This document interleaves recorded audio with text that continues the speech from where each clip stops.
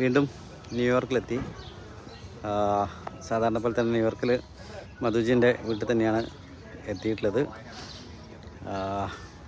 ഇപ്പം ഇന്ന് ഇവിടെയാണ്. നാളെ ഇന്ന് ന്യൂയോർക്ക് സിറ്റി ഒന്ന് കറങ്ങണം.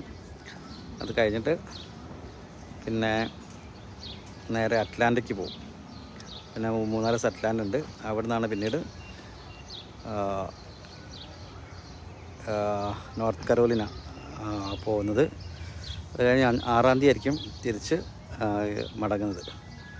പിന്നെ കുറച്ച് ദിവസം അമേരിക്കയിലുണ്ട്. അമേരിക്കയിലുള്ള സുഹൃത്തുക്കളൊക്കെ കോണ്ടാക്ട് ചെയ്യാം.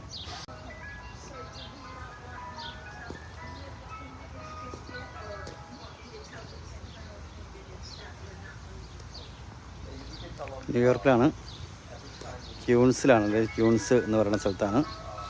ഇവിടുത്തെ വീടുകളൊക്കെയാണിത്.